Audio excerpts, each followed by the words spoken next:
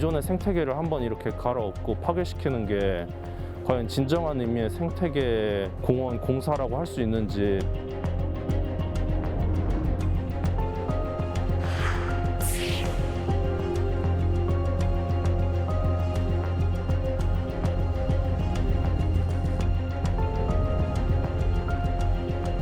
표현의 자유를 억압한 것뿐만 아니라 그 정치적인 중립을 위반한 것이라고 생각합니다.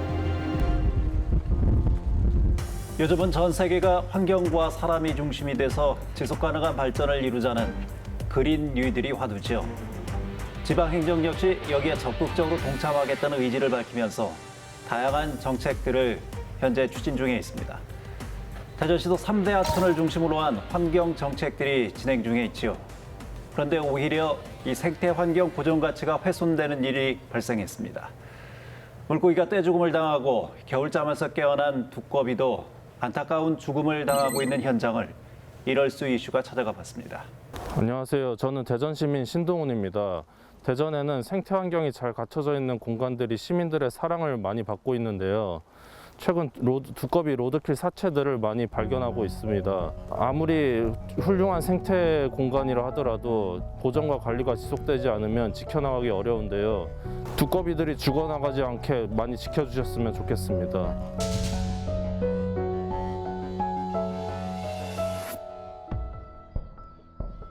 대전광역시 대덕구 읍내동 소류지 도시생태공원. 두꺼비, 도롱뇽 등 양서 파충류들이 다양하게 서식하는 생태 보고인데요. 특히 대전시 지정 보호종인 두꺼비의 대규모 서식지입니다.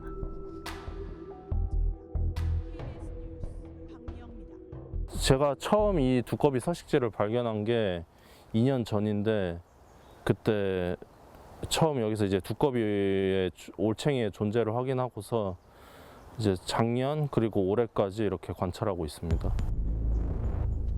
두꺼비 서식지 발견 뒤 꾸준히 관심을 가져왔던 신동훈 씨. 올해도 산란기를 맞이한 두꺼비 관찰을 기대했는데요. 신동훈 씨가 목격한 건 예상했던 모습이 아니었습니다. 소류지 바로 옆 산길로 이어진 도로.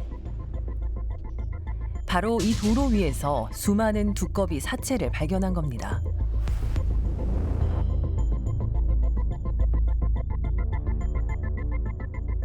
두꺼비들은 이제 산란기 때 산에서 소류지로 이동을 하면서 그 차에 갈려 죽는 로드킬이 많이 발생합니다. 그렇게 되면은 서식지로 들어오는 어미 두꺼비들의 그 개체수가 급격히 줄어들 수 있고, 그리고 또 새끼들이 산으로 또 이동을 할 때 많이 죽기 때문에 그 양서류, 특히 두꺼비 개체군 전체의 큰 문제가 될 수가 있습니다. 산에서 내려온 두꺼비들이 소류지로 이동하기 위해선 도로를 가로질러야 하는 상황. 두꺼비 서식지와 자동차 이동로가 겹친 겁니다. 산책로를 이동하다가 또 등산로를 이용하다가 이제 그런 사례들 많이 발견했다. 자주 보이는데 이런 부분에 대해서 좀 개선이 필요하지 않겠냐라고 단체에 제보를 많이 해주셨고요.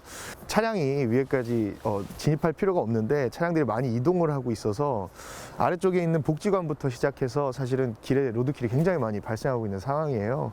주로 이제 성체 두꺼비들이 이동하는 그 산란 시기 2, 3월 달에는 성체들이 주로 로드킬이 많이 발생하고 5월 달, 6월 달에는 이제 자라난 유생 어린 두꺼비들이 길에서 로드킬 당하는 사례가 많이 발생하고 있습니다. 환경단체의 요청으로 플래카드와 표지판이 설치됐지만 상황은 나아지지 않았습니다. 두꺼비 서식지인 소류지 환경에 대한 문제가 남아있기 때문입니다.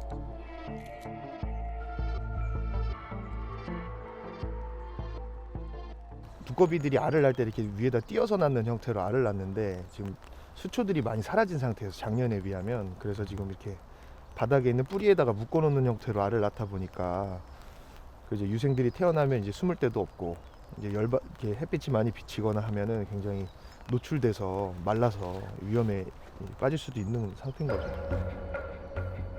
훌륭한 은닉처가 되어주던 수초가 사라진 소류지.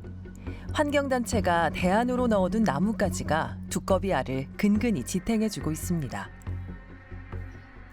문제의 발단은 작년 7월. 대덕구가 이곳에 생태공원을 조성하는 과정에서 환경조사도 없이 소류지에 물을 빼버린 건데요. 이곳에 살고 있던 물고기와 수초 등 다량의 생물들이 집단 폐사하는 일이 벌어졌습니다. 저희가 급하게 물을 빼다 보니까 여름철에 물고기 폐사가 좀 있었는데 그 이후에 바로 환경연합에서 조언 받아가지고 한쪽의 웅덩이를 유지하면서 전부 다 방류를 안 하고 그 데크 라인도 안쪽에서 이제 바깥쪽으로 좀 이동해가지고 설치를 했고요. 복원도 거기다 이제 공사가 완료된 이후에 물고기를 일부 방류해가지고 좀 최대한 복원에 힘쓰려고 하고. 생태공원 조성의 명목으로 탐방로를 설치하기 전만 해도 물풀들이 자생하고 있어 수중 생물들의 최적의 서식지였던 소류지. 복원 작업을 진행했다는 주장과는 달리 이미 변형된 환경은 원상태로 돌아가지 못하고 있는 상황입니다. 여기가 원래 기존에 훌륭한 생태 환경을 지니고 있었는데 새로운 생태공원화 공사를 한다고 하면서 기존의 생태계를 한번 이렇게 갈아엎고 파괴시키는 게 과연 진정한 의미의 생태계 공원 공사라고 할 수 있는지 좀 의문이 들긴 합니다. 실제로 이곳은 읍내동 소류지 도시 생태공원이라 부르고 있지만 사실은 생태공원이 아니라는데요. 아니 거기가 농업용 소류지로 지금 지정이 돼 있어서 농업용 시설물이고요. 지금 생태공원이라고 조성 사업은 진행은 하지만 그 법령상으로 공원으로 지정된 지역이 아니어가지고 아무래도 이제 농업용 중심으로 관리를 하고 있는 시설물이기 때문에 물론 환경도 중요하지만 농업용 시설로 지금 관리가 되고 있기 때문에 그거 우선으로 좀 생각할 수밖에 없는 입장입니다. 하지만 조성 단계부터 생태공원이라 홍보했고 사업 취지 또한 생태관광자원 확보라고 안내했기에 현재의 운영은 이해할 수 없는 상황입니다. 읍내동 소류지 같은 경우도 보호구역이었다라고 하면 사실 이렇게 어떤 일개 부서에서 사업으로 내서 생태공원을 조성하기보다는 사실 다양하게 환경영향 평가를 해야 되겠죠. 이 종들이 어떻게 서식하고 있는지 또 어떤 훼손 영향이 있을 수 있는지를 사전에 좀 치밀하게 조사를 해서 이런 어떤 시민 이용을 위한 편익시설을 설치를 하더라도 어떤 야생동물 보호 차원의 어떤 조치들이 마련이 되게 되겠죠. 두꺼비하고 큰상개구리 또 무자치라든지 어떤 양서파충류들이 대전시 보호종으로 지정돼 있는 만큼 좀 종합적인 대책이 필요하다라고 생각하고 있습니다. 대전시 자연환경보전 조례에 따르면 시는 관할구역 내에서 멸종 위기에 있거나 개체수가 현저하게 감소하는 동식물을 보호 야생 동식물로 지정할 수 있습니다. 그리고 보호 야생 동식물을 지정한 경우 보호 대책을 수립 시행해야 하는데요. 야생 동식물 보호법 제33조 규정에 따라 보호구역을 지정할 수 있습니다. 야생동물 보호 조례가 있기는 합니다만 사실은 그 보호 조례 내용의 토대로 사실은 어떤 행정이나 이렇게 정책이 만들어지거나 움직이지는 사실 못하고 있어요. 야생동물 보호 대책이라든지 관리 계획이 있긴 하지만 유해 야생생물로 사실 지정된 멧돼지라든지 고라니를 어떻게 대처할 거냐, 아니면 뭐 등산객들이 어떻게 멧돼지와 조우했을 때 처우를 할 거냐라는 어떤 그런 차원에 있어서만 사실 안내나 홍보 차원에서만 하고 있고, 읍내동 소류지의 경우 대전시 지정 보호 야생동물에 포함된 두꺼비가 대규모로 서식하고 있어 대전시 조례에 따라 보호구역으로 지정할 수 있는 조건을 갖추고 있는데요. 환경단체는 시민들을 위한 공간으로서도 생태환경 보존을 위해서도 적극적인 행정이 필요하다고 주장합니다. 만약에 야생동물 보호구역으로 지정해달라고 저희 같으면 이제 대전시 어떤 그 조례가 있거든요. 그럼 저희가 야생동물 보호구역으로 지정할 수 있는 권한은 시장님이 있습니다. 있는데 구하고 협의해가지고 구해서 이 지역 자체가 야생동물 보호구역으로 지정할 필요성이 있다고 요청한다면 저희들 적극 검토를 하는데, 어떤 그 사유지인 경우는 그런 사유권 침해라든가 그런 문제도 검토를 해야 될 것 같습니다. 야생 동식물 보호구역 확대와 함께 대전의 생태환경 보전을 위한 또 다른 요구가 이어지고 있는데요. 바로 갑천 자연하천 구간 국가습지 보호지역 추진입니다. 갑천 자연하천 구간 3.7km 일대는 법적 보호종 13종을 비롯해 야생생물 800여 종이 서식하는 등 원시림 형태를 유지한 곳입니다. 국가 습지보호지역 지정이 필요하겠다 해서 습지 정밀 조사를 했던 거죠. 조사 결과 도심 지역의 하천에서는 희귀동식물이 많이 발견이 될 정도로 매우 우수한 것으로 나타났습니다. 그런데 당시에는 하천 관리가 이원화되어 있었어요. 계속 습지보호지역 지정을 요구했지만 관계부처 간 협의가 되지 않고 대전시가 이렇게 적극 나서지는 않았어요. 그럼에도 불구하고 지역의 많은 시민환경단체와 전문가들이 끊임없이 요구를 했고 최근에 국가 물관리가 일원화가 됐어요. 그래서 하천 관리가 환경부로 이관됐습니다. 국가습지보호지역은 습지보전법 제8조에 따라 환경부가 해마다 지정하는데요. 기존 습지보전법에는 하천이 포함되지 않았지만 2021년 1월 개정된 습지보전법은 하천구역도 보호지역으로 지정이 가능하도록 개정됐습니다. 지난 2012년 첫 국가습지보호지역 추진이 무산된 후 8년 만에 재추진의 근거가 마련된 겁니다.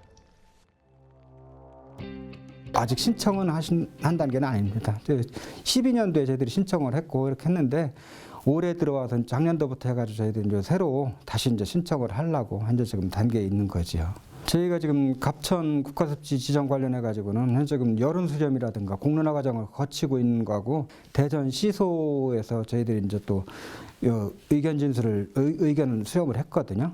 의견 수렴한 결과를 해가지고 최종적으로 국가습지를 지정 신청을 할 거냐 안 거냐 그에 대해서 결정을 할 겁니다. 국가습지보호지역 추진을 앞둔 갑천 자연하천 구간 옆으로 생태호수공원 조성 사업이 진행될 예정인데요. 올해 착공을 앞둔 상태로 시민들의 기대와 우려를 함께 받고 있습니다. 이 지역은 그래도 많은 희귀동식물이 서식하기 때문에 보존의 가치에 중점을 두고 관리가 돼야 되는데 자칫 또 랜드마크라고 해서 너무 많은 시민들이 찾아와서 동식물들을 훼손한다거나 불법 채취한다거나 이럴 경우에는 좀 문제가 생길 수가 있겠습니다. 친수공간 조성에 앞서 생태 환경의 변형과 훼손을 최소화할 수 있도록 환경에 대한 고려가 요구됩니다. 거의 대부분 행정에서 내놓는 관광 개발이라고 하고 활성화라고 하는 것들이 시설물 위주가 되다 보니까 사실은 산림 보존이라든지 그런 관점이 사실은 많이 놓쳐지고 있는 부분이 많습니다. 자연 녹지 보존 지역 그리고 또 공원 녹지 지역이라고 해서 그걸 보존할 수 있는 사실 여러 가지 조례라든지 지침들이 있어요. 사실 거기에 나와 있는 내용들을 사실은 지키기만 해도 됩니다. 이행하고 지키기만 하고 관점을 먼저 확보하고 산림을 보존하고 습지를 확대하는 방식으로 나아가야만 사실 앞으로 기후위기에 대처할 수 있게 됩니다. 그래서 사실 생물 다양성이 굉장히 중요한 관점이 되는 거고요. 시민들을 위한 쉼터이자 보존의 가치를 지니는 생태 환경지역. 야생동물의 서식지를 빼앗지 않고 어울려 살기 위한 관리와 보호. 안타까운 두꺼비의 죽음은 더 이상 없어야겠습니다. 대전 시민들이 앞으로도 대전시의 아름다운 자연과 생태를 누릴 수 있도록 대전시와 지역구의 노력을 부탁드립니다. 읍내동 생태공원은 생태 환경적으로도 보존 가치가 상당히 높은 지역이죠. 맞습니다. 이곳에는 요즘 쉽게 보기 힘든 도롱뇽, 큰산개구리, 옴개구리, 유혈모기, 쇠살모사 같은 다양한 생태종이 서식하고 있습니다. 게다가 대전시 지정 보호 야생동물 두꺼비의 대규모 서식지이기도 한데요. 환경단체와 시민들은 대전시가 이렇게 두꺼비를 보호 야생동물로 지정한 상황이니 보호구역 지정 등의 적극적인 대책 마련이 당연히 당연히 있어야 하는 것 아니냐라는 입장입니다. 예, 지금 현재 이곳에 대한 관리는 어떻게 이루어지고 있습니까? 현재 읍내동 소류지 도시생태공원의 경우 담당 부서가 일원화되어 있지 않고 두 부서로 나뉘어져 있는 상태입니다. 예. 현재 이 생태공원과 관련해서 조성 사업은 일자리 경제과 농업정책팀에서 맡고 있고요. 야생동물 등 환경과 관련해서는 기후환경과에서 맡고 있습니다. 로드킬과 서식지 환경 조성에 대해서는 기후환경과에서 맡고 있고요. 이런 가운데 대덕구 기후환경과에서 5월에서 6월 사이에 새끼 두꺼비들의 이동에 대비해서 환경단체와 함께 생태 이동로를 구축을 진행하겠다 이렇게 입장을 전해왔습니다. 예. 또 보호구역 지정 등의 문제도 상위기관인 대전시와 협의해서 추진해 나가겠다 이렇게 입장을 전해왔습니다. 예, 환경단체에서는 그 대전시의 야생동물 보호 정책에도 여러 허점이 있다 이런 지적을 하고 있는 것 같은데요. 네, 보호 야생동물 구역 설정도 추가해야 되겠지만 기존의 보호구역으로 설정된 지역에 대한 그 관리도 미흡하다 이런 아쉬움의 목소리가 나오고 있습니다. 현재는 유해 야생동물에 대한 조례 위주로 좀 제정이 되어 있는데요.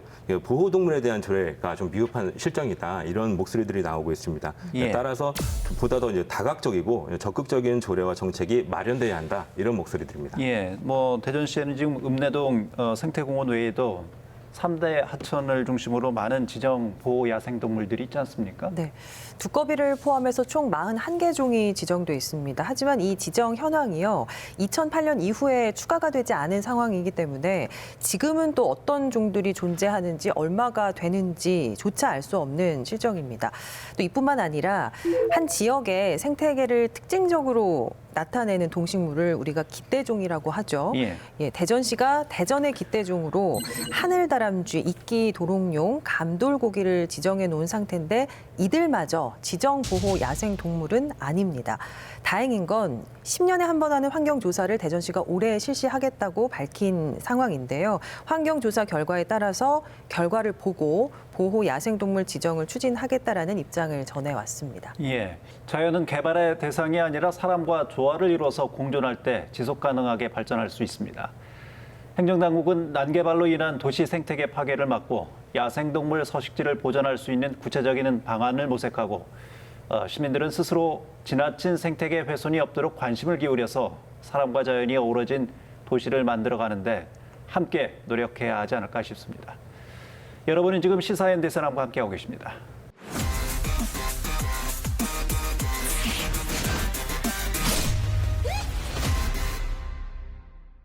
충남도가 산하기관 중 하나인 충남여성가족연구원 이전을 졸속으로 추진하고 이 과정에서 비판의 목소리를 낸 직원들을 징계 조치하겠다고 해서 비판을 받고 있습니다. 어떻게 된 사연인지 시민늑보 불청객이 이들의 호소를 들어봤습니다. 저는 지금 충남 여성가족연구원 앞에 나와 있습니다. 이 연구원 앞에 보시면 이렇게 상당히 많은 현수막들이 걸려 있는데요.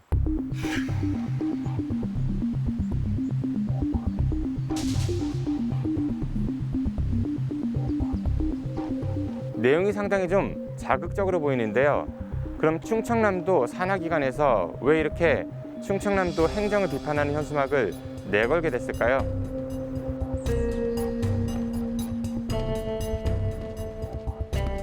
갑자기 이전 계획을 통보받아서 저희도 좀 당황스럽습니다. 어린이 인성학습원 그 이전 계획이 갑자기 결정된 건가요? 아니요. 몇 년 전부터 계획하에 이전 계획이 세워지고 추진된 걸로 알고 있습니다. 그러면은 시간적 여유가 좀 충분히 있었을 것 같은데요. 예, 그래서 저희도 저희 기관에 대한 이전 계획이 세워지고 있을 것으로 생각을 하고 있었는데 충청남도 여성가족연구원은 충남 어린이 인성학습원과 함께 계룡산 국립공원 부지 안에 위치해 있습니다. 예, 저희는 충청남도의 성평등 관련된 정책을 연구하고 충남 여성 문제들 발굴하기 위한 교육 사업을 추진하기 위해서 1999년도에 충남도에서 출자 출연해서 설립된 기관입니다. 자연공원법에서는 국립공원 안에 산림 관련 시설이 아닌 기관이 들어서는 걸 엄격하게 제한하고 있는데 같은 건물을 사용하고 있는 어린이 인성학습원에 산림체험시설이 있어서 이 연구원도 이곳에 입주할 수 있었습니다. 올 7월에 인성학습원이 내포로 이전을 하게 되어 있어서 저희도 그에 따라서 이전을 해야 되는 걸로 알고 있습니다. 여성 가족 복지를 위한다면서 양승조 충남지사는 올해 한 내포 신도시에 충남 여성가족 플라자를 건립하겠다고 공약했었습니다. 그리고 충남도에서는 이 연구원이 이곳에 입주할 예정이라고 했는데요. 하지만 지난 2020년 건립 예정지가 변경되면서 여성가족 플라자 완공 시점이 2025년으로 늦춰졌습니다. 그런데 충청남도는 이 연구원이 여성가족 플라자가 완공될 때까지 임시로 사용할 사무실 마련에 손을 놓고 있다가 석 달을 남겨놓고 갑자기 내포로 이전하라고 통보한 것입니다. 저희 충남도 같은 경우는 그런 아무런 계획이 없이 공공기관 이전을 주먹구구식으로 추진을 하고 있다는 점이 굉장히 좀 문제적이라고 생각됩니다. 사무실 임시 이전 내용에도 문제가 있었다고 합니다. 갑자기 그 3개월 만에 내포로 이전하라고 그렇게 통보를 받았습니다. 지금 현재 저희 기관이 위치해 있는 곳은 공주인데 내포로 이전을 해서 이제 출퇴근을 하게 되면은 당장 그 왕복 150km를 운전을 해야 되는 상황에 닥치게 됩니다. 그 내포에 집을 구하는 것도 지금 전국적으로 전세도 구하기 어려운 실정에 갑자기 어려움에 부딪혔고요. 임신을 한 직원도 있고 또 어린 자녀를 키우는 직원들이 많습니다. 근데 이러한 상황에서 내포로 이전을 하는 거는 굉장히 직원들에게 많은 부담과 어려움이 있습니다. 그래서 이 연구원 직원들 항의 표시를 하기 위해서 충남도청사 인근에 현수막을 내걸었습니다. 그런데 현수막을 내건 날 밤늦게 충남도 여성정책가족관이 이 연구원 소속 직원 한 명에게 전화를 걸었습니다. 자려고 누웠는데 한 11시 반 정도쯤에 밤에요? 예, 밤 11시 반 정도에 그 도청의 여성가족정책관으로부터 전화를 받았습니다. 전화제 내용인즉슨 저희가 이제 게시한 현수막 그 게시 중에 선거법 위반의 소지가 있는 것들이 있으니까 그거를 빨리 철거를 했으면 좋겠다. 바로 아침에 일찍 선관위에 문의해서 그 물어보고 그 다음에 또 구성원들 간 논의 결과 철거해보는 결정을 하도록 하겠다라고 답변을 했었습니다. 그리고 다음 날 아침 이들은 선관위에 관련 내용을 질의했는데 일부 현수막에 특정 인물을 지칭하는 문구가 들어있는 것이 선거법 위반에 해당될 수 있다면서 선관위는 이들에게 현수막 자진 철거를 권고했습니다. 그래서 연구원 직원들 지적받은 현수막 2개를 철거했고 대신 충남도로 문구가 바뀐 현수막을 내걸었습니다. 이렇게 일단락될 것만 같았던 이 사건. 하지만 충청남도 여성정책 담당자가 이 연구원을 방문하면서 상황이 달라졌습니다. 3월 7일 날 월요일 오후에 그 도의 정책관을 비롯해서 담당 공무원이 저희 요구한 내용을 가지고 협의를 좀 해보자고 찾아왔었습니다. 자리에 이제 앉으시자마자 그 이제 현수막 게시와 관련해서 이제 문제 제기를 좀 했고요. 그리고 이제 이 비상대책위원회에 참여하고 있는 그 사람들이 누구냐 명단을 좀 확인하고 싶다라고 이제 요구를 했었습니다. 사실 선거법과 관련이 없는 저희의 이제 의사 표현과 관련된 내용에 대해서도 현수막 게시를 그 철거를 하면 도에서 지금 이제 고려하고 있는 행정 조치라든가 각종 그런 부분들을 좀 완화해주겠다라는 그런 좀 내용을 했습니다.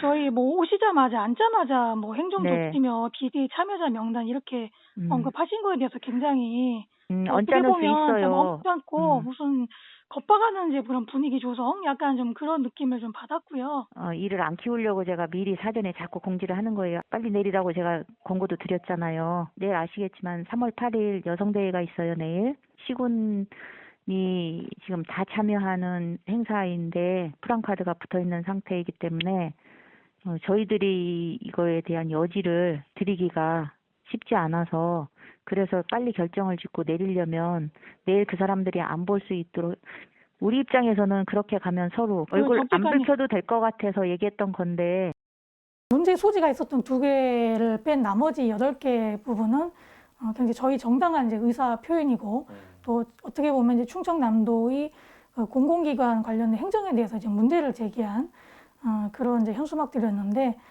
이제 그런 부분들까지 과도하게 저희에게 그 철거를 요구한 것은 표현의 자유를 억압한 것뿐만 아니라 그 정치적인 중립을 위반한 것이라고 생각합니다. 충분한 시간이 있었음에도 불구하고 제대로 준비하지 못했던 이전 계획, 그리고 충남도 행정을 놓고 비판한 내용의 현수막에 대해서 벌이고 있는 갈등. 그렇다면 이런 부분에 대해서 충청남도는 어떤 입장을 갖고 있는지 한번 물어보도록 하겠습니다. 이제 이전 계획을 세우기에는 시간이 좀 그래도 좀 여유가 있었다고 들었는데, 우리도 뭐 도청 이전할 때 직원들한테 개개인에게 당신들 언제 이사하니까 준비하세요 이런 것들은 없잖아요. 그런 부분까지는 섬세하게 이루어지지 않은 부분에 있어서는 뭐 안타깝지만, 그럼에도 불구하고 내포 이전에 대한 부분을 모르고 있었다라고 하는 부분은 언론에서 이미 내포 이전을 거의 확정적으로 인터뷰를 해서 확정을 줘줬거든요. 이 선거법과 관련 없는 내용의 현수막들을 철거를 대진 철거를 하면은 그 선거법 관련한 거에서 좀 선처하겠다 이런 것들은 어떻게 보면은 전혀 다른 사안인데 그거를 하나로 묶는 게 좀 잘못된 거 아니냐 이런 지적도 있는 것 같거든요. 이러한 사태들이 빨리 봉합이 되고 마무리가 돼서 직원들이 원하는 이제 근무 환경을 지금도 열악할 수 있지만 최대한도로 지원을 하고 협력을 해서 그분들이 연구 성과가 빨리 나올 수 있도록 하는 게 그런 취지에서 얘기가 됐다고 보시면 되겠습니다. 저희가 내포로 이전을 안 하겠다라는 말씀이 아닙니다. 공공기관이 모여서 같이 일하는 거 좋고요. 다만 기관 이전을 하면서 직원들이 이전에 대한 자신의 그 일상을 준비할 수 있도록 충분한 시간을 좀 줬으면 좋겠습니다. 결국 충청남도는 새로운 청사가 완공되기 전까지 이 연구원을 공주의 다른 지역에 머물게 하기로 했습니다. 충남 여성가족연구원은 이러한 정치적 목적을 위해서 한 것은 아니고 생존권이나 근로권 등등을 위해서 의견 표명을 한 것인데, 충분히 계획을 세우고 설립해서 잘 설명할 의무가 있다. 그리고 그러한 것을 촉구할 수 있다. 그렇기 때문에 종합적으로 봤을 때 이것은 선거 영향의 목적을 두었다고는 보기 어렵다. 이렇게 생각됩니다. 표현의 자유는 헌법이 보장하는 국민의 권리입니다. 정치적 중립을 명분 삼아 표현의 자유까지 침해하려고 하는 충청남도, 이 일의 발단이 어디에서 시작된지 한번 생각해 보기 바랍니다. 예, 이 한 기관의 문제는 이곳에서 이 근무하는 직원들에게는 근무 환경과 직결된 중요한 문제이지 않습니까? 그럼에도 불구하고 특별한 이 공론화 과정 없이 일방적으로 기관 이전을 추진하고 있다라는 것이 지금 이 직원들의 주장인 것 같습니다. 예, 본래 이전 계획은 2018년도서부터 추진이 됐습니다. 당초 185억 원을 들여서 2022년, 그러니까 올해까지 여성가족 플라자를 건립을 해서 충청남도 여성가족연구원을 이전하겠다, 이게 당초 플랜이었는데요. 하지만 지난 2020년 상반기에 건립 부지가 변경이 되면서 건립 시기도 오는 2025년으로 지연이 됐습니다. 예. 하지만 이 과정에서 같은 건물을 사용하던 충남 어린이 인성학습원이 올 7월까지 내포 신도시로 이전을 하게 됐고요. 결국 사무실을 비워야 하는 상황에 놓이게 됐고, 그 상반기 임시 사무실 이전을 통보를 받게 된 겁니다. 예. 뭐 이전을 추진하는 충남도나 또 이전을 반대하는 연구원 직원들이나 나름대로 모두 이 충분한 이유는 있을 것 같습니다. 그런데 이 과정에서 비판 문구를 게재한 것이 이렇게까지 문제가 될 수 있는 것인가는 다른 또 이 문제여서 이 부분도 좀 짚어봐야 될 것 같습니다. 앞서 화면에서 보신 것처럼 충남 선관위에서는 연구원들이 최초 게시한 그 일부 현수막이 선거에 영향을 미칠 수 있다고 보고 철거를 권고했고요. 연구원들은 그 권고를 받아들여서 문구를 수정했습니다. 그런데 충남도에서 그 수정한 문구조차 또 다시 문제를 삼은 겁니다. 연구원들에 따르면 철거한 현수막을 이미 사진을 찍어놓은 사람들이 있다. 그러니까 이미 많은 사람들이 봤다라는 거죠. 예. 라면서 징계를 시사를 했고요. 대책위원회에 누가 있는지 명단 요청까지 했다. 그렇게 주장을 하고 있습니다.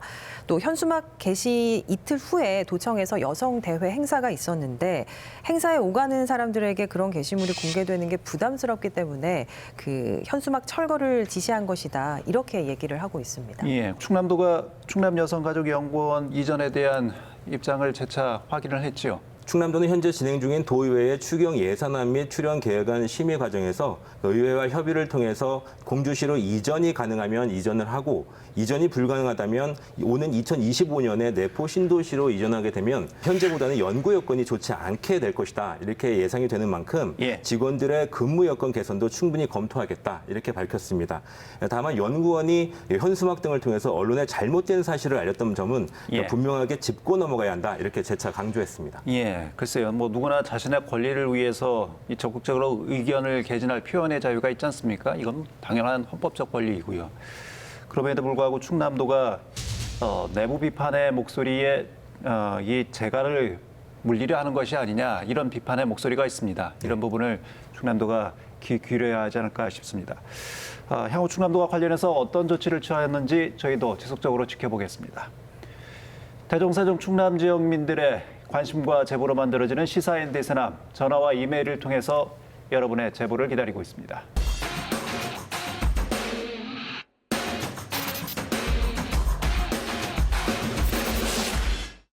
한 주간의 대전, 세종, 충남의 이슈를 하나의 단어, 숫자, 사진으로 들여다보는 대세남 2주의 픽입니다. 먼저 2주의 단어입니다.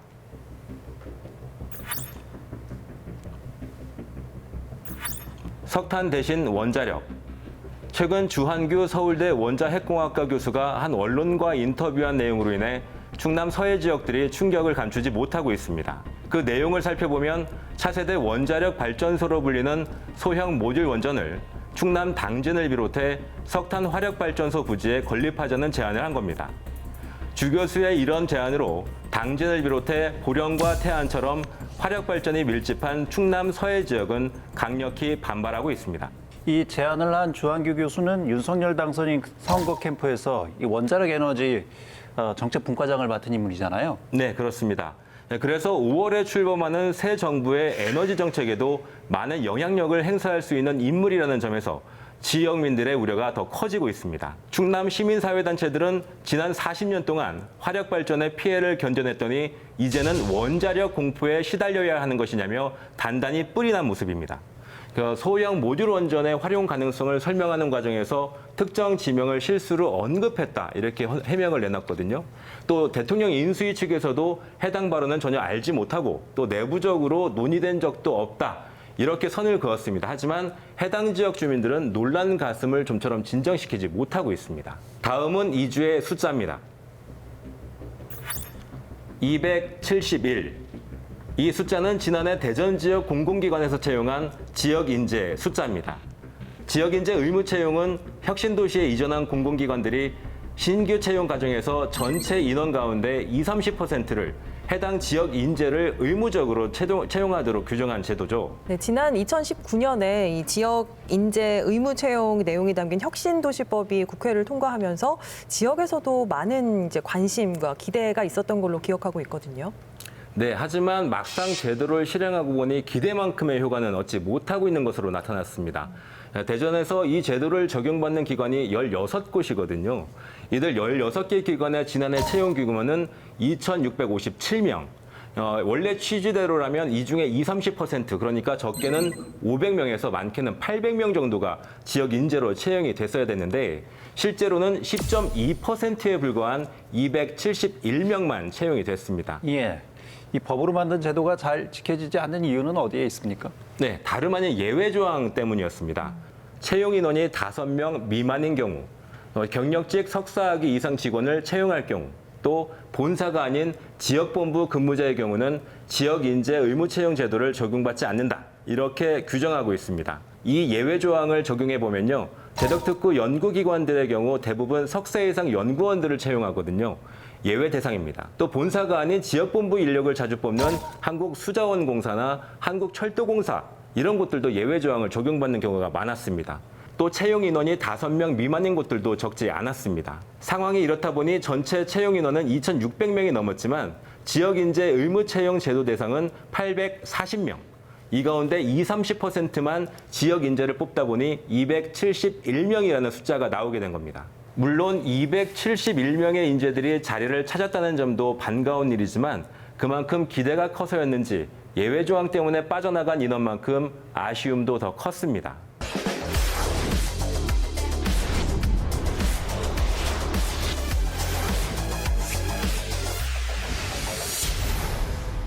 지난 4일 경북 울진 강원 삼척 산불이 발생 213시간 만에 주불이 진화되면서 역대 최대 피해를 입힌 산불이라는 기록을 남겼죠. 그 사이 우리 지역 홍성, 공주, 아산 등 충남 각 지역에서도 크고 작은 산불이 발생해서 많은 주민들이 불안에 떨었습니다. 오늘 집중 인터뷰는 갈수록 대형화되고 있는 산불과 관련해서 말씀을 좀 나눠보도록 하겠습니다. 두 분을 모셨습니다. 산림청 산불방지과의 김정호 계장님, 그리고 공주대학교 대기학과 이현호 교수님입니다. 어서 오십시오. 네, 반갑습니다. 예, 먼저 계장님께 여쭤봐야 될 것 같습니다. 네. 뭐 산불이 계속해서 대형화되는 추세이고요. 예. 또 빈도수도 상당히 지금 많아지고 있는 것 같습니다. 예, 그건 50년 만에 이렇게 이런 가뭄이 없었거든요. 예. 그래서 한 10년 평균 대비 2배 정도 산불이 났습니다. 이번 2월 말 기준으로 봤을 때는 한 226건, 산불 발생 면적은 607헥타르 정도 됩니다. 예. 발생 빈도도 많고 또 이번에 울진 산불처럼 한 번 발생하면 그렇게 대형화되는 아주 굉장히 국민의 생명과 재산에 위험을 줄 수 있는 심각한 추세입니다. 그 최근 산불의 특징이라면 예측하기 어려울 정도로 발생 빈도가 많아지고 있다라는 부분 앞서서도 말씀하셨습니다만 원래 봄철 산불하면 주로 4월 달에 많이 발생하지 않습니까? 예, 맞습니다. 산불 본 시즌은 3월 말부터 4월 중순 이때가 가장 위험한 시기입니다. 양간 지풍이라고 합니다. 백두대간을 기준으로 바람이 이렇게 편서풍이 부는 그런 양간 지풍이라는 그런 영향 때문에 봄철은 매우 건조하면서 바람이 세게 분다. 초속 한 20m 이상. 예. 그럴 때는 20m 이상 불면 헬기도 잘 못 뜹니다. 건조하고 또 그 일대가 소나무 임상이 있기 때문에 빠르게 이렇게 합산이 됐던 지역입니다. 산림청에서 최근 2년간 발생한 산불의 원인을 조사를 했는데요. 부주의가 969건으로 거의 100%에 가까웠습니다.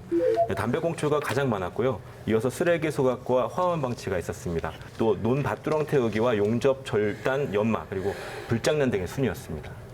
사실 우리 산림보호법에 따라서 산불을 낸 자는 최고 15년 이하의 징역까지 할 수 있습니다. 대표적인 사례가 2011년도 무렵입니다. 10년, 11년 무렵 울산에 있는 날다람쥐 사건이 있는데 징역 10년 받았습니다. 실수로 산불을 내는 경우라 하더라도 3년 이하의 징역 또는 3천만 원 이하의 벌금에 처하도록 그렇게 규정하고 있습니다. 또 하나 우리 국민들이 간과하고 있는 것이 있는데 형사적인 처벌뿐만 아니라 민사적인 책임도 지셔야 됩니다. 이런 재산상의 유법을 해서 재산상의 피해를 주는 경우도 반드시 보상을 하게끔 돼 있기 때문에 그런 엄중함을 느끼셔야 됩니다. 예, 워낙 이제 건조한 상황이어서 이렇게 대형화되고 있고 빈도수도 많아지고 있다라고 말씀을 하셨는데 손재 아나운서, 우리 지역의 강수량이 상당히 적은 것으로 올겨울에 나타나고 있잖아요. 그렇습니다. 제가 강수량을 한번 살펴봤는데요. 지난해 12월부터 2월까지의 전국 평균 강수량이 13.3mm였습니다. 이게 1987년에 최소 기록을 갈아치운 거라고 하더라고요. 특히나 대전은 7mm밖에 오지 않았고요. 천안 12, 금산 12.7mm 이렇게 충남 일부 지역도 최소치를 밑돌았습니다. 방화, 실화 가능성을 떠나서 기후 변화가 산불의 또 다른 주범이라는 지적이 나오고 있는데 온도 상승에 따라서 이 산불 위험도를 나타내는 이 산불 기상지수가 기하급수적으로 상승한다 이렇게 보고 있습니다. 예. 그래서 이 산불을 기후재난이다 이렇게 보는 분들도 많이 계신 것 같습니다. 예, 그렇습니다.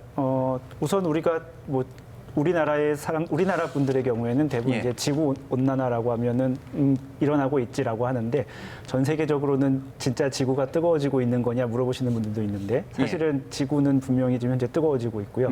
이렇게 되면은 산불이 훨씬 더 잘 발달할 것이다라고 하는 연구들이 짧게 잡아도 10년 이상 현재 지금 지속됐습니다. 그 10년 이상의 연구에서 사실 꽤 많이 데이터가 쌓였는데 일관되게 보여주고 있는 것이 온도가 올라가면 산불이 더 많이 발생할 것이고 더 커질 가능성도 있다는 지금 현재 지적이 되고 있고요. 그것은 습도가 낮아지기 때문에 그렇습니까? 예, 그렇습니다. 이제 대기 중에 온도가 올라가게 되면 지면이라든지 산림이라든지 이런 데서 증발이 더 잘 일어나기 때문에 바꿔 이야기하면 땅이나 숲은 이제 더 건조한 상태가 되는 거죠. 이렇기 때문에 이제 산불이 잘 발생하게 되고 대형화될 수 있는 추세가 되는데 우리나라의 그 광주과학기술원에 계시는 윤진호 교수님 연구팀에서 얼마 전에 굉장히 재미있는 연구를 하나 하셨는데, 왜 기후변화 최근에 이제 관련된 이슈에서 1.5도에서 막아야 한다, 뭐 2도에서 막아야 한다 이런 연구가 있었는데 1.5도에서 막는 때보다 2도까지 올라가게 되면 산불 발생이 2배 정도 이상 증가할 수 있다. 그러니까 한 0.5도밖에 차이가 안 되는데 그만큼 이제 차이가 나는 거죠. 그렇기 때문에 이제 그냥 이렇게 선형적으로 쭉 증가하는 것이 아니라 온도가 조금씩 올라갈 때마다 더 빨리 증가할 것이다라는 이제 가능성들이 현재 지금 보고가 되고 있습니다. 비단 뭐 우리나라만의 문제가 아니고요. 이게 대형 산불이 지금 뭐 러시아, 캐나다, 중국, 최근에 이제 호주까지 있지 않았습니까? 예, 전 지구적인 문제가 된 것 같습니다. 예, 그렇습니다. 예, 이런 대형 산불이 미치는 환경적 영향이라고 해야 될까요? 이런 부분들은 어떻게 얘기할 수 있을까요? 예, 사실 환경적인 변화가 굉장히 크고 특히 이렇게 단기간에 비교적 단기간에 큰 변화가 일어난다는 것이 좀 문제가 되는데요.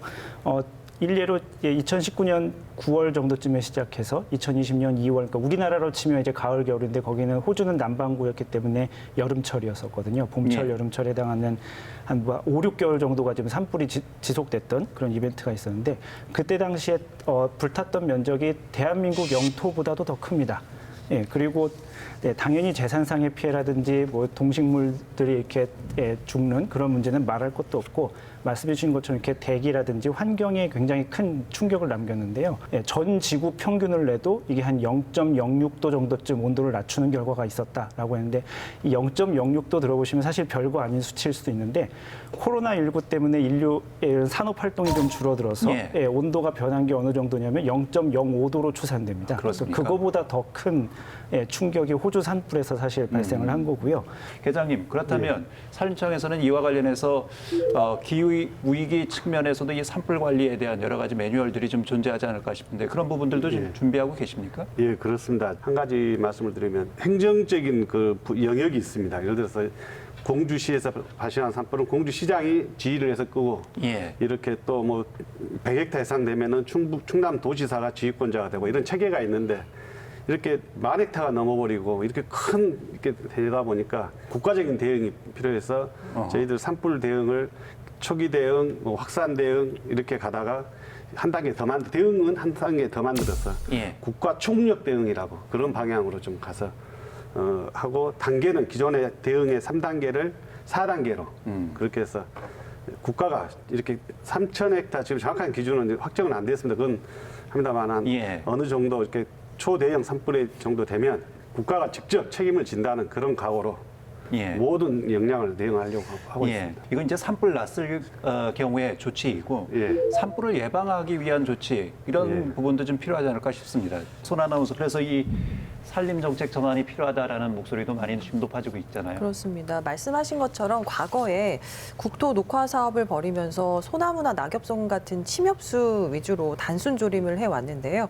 이 침엽수가 척박한 땅에서도 잘 자라고 무엇보다 성장 속도가 빨라서 숲을 만드는 데는 참 좋았는데 뿌리가 좀 수평으로 뻗기 때문에 산사태에 취약하다고 하고 근본적으로 이 산불 같은 각종 재해에 잘 견디는 건강한 숲을 만들기 위해서는 산림의 구조를 바꿔야 된다 이런 지적도 나오고 있습니다. 맞습니다. 우리 국민들이 굉장히 소나무 하면 아주 좋아하십니다. 그러나 실무자인 저희들 입장에서 소나무 역시 좋아합니다만은 산불에는 매우 취약합니다. 특히 우리나라 산림에 특히 경북 지역 산불이 자주 발생하는 경북 강원 지역은 한 40% 이상이 침엽수 소나무림입니다. 그렇기 때문에 이런 송진을 가득 머금고 있는 산불은 사실 기름통이나 다름없습니다. 산불이 발생했을 때는. 그리고 또 하나의 문제는 이런 나무가 굉장히 대형화되고 있는 추세입니다. 이렇게 작은 나무가 아니고요. 그래서 목재를 베어내고 이 상수리 나무나 그런 나무들은 불이 지나가도 다시 삽니다. 낙엽이 두껍기 때문에 코르크층이 있기 때문에. 근데 소나무는 불이 옆에 스치기만 해도 지금 상태에서는 까맣게 안 타졌지만 한 달이나 지나면 다 이렇게 노랗게 변합니다. 그래서 그만큼 이 산불에 취약하고 그래서 산림청에서는 이런 산림의 구조도 어차피 노령화되고 있기 때문에 이렇게 쌍수리 같은 그런 활력수로 해서 가려고 하고 있습니다. 예, 교수님, 이 산불이 이제 기후 재난 측면으로 보면 단순히 봄철 재난으로 끝나는 것이 아니라 지속적인 인간의 삶에 영향을 미치는 그런 위험적 요소로 봐야 되지 않겠습니까? 예, 그렇습니다. 그런 관점으로 본다면 산불에 대처하기 위해서 기후 전문가로서 어떤 대책이 좀 필요하다고 보세요? 이게 산불이 잘 발생할 것이냐, 기후를 연구하는 입장에서는 산불이 예. 잘 발생할 것이냐, 그러면 그렇다라고 대답할 수 있는데, 그럼 산불 어떻게 안 나게 할 수 있냐, 이거는 사실 이렇게 저의 영역은 아니고, 예. 특히 이제 우리나라 같은 경우 말씀하셨지만 대부분 이제 방화나 실화이기 때문에 사실 이렇게 사람들의 부주의 때문에 나는 것이기 때문에 주의가 필요하고요. 이런 것들을 좀 이렇게 생각해 주셨으면 좋겠습니다. 그러니까 우리가 생각하는 것보다 훨씬 더 빨리 커지고, 훨씬 더 많이 커질 수 있는 문제이기 때문에 조금 더 이렇게 신경을 써서 요거 하나쯤이야라는 생각을 그렇죠. 좀 벌여주시는 게, 이게 그냥 단지 나무만 태우는 문제가 아니라, 뭐 아까 말씀드렸지만 미세먼지, 오존층 굉장히 큰 영향을 주기 때문에 조금 더 큰 범위로 생각을 해주시면 좋을 것 같습니다.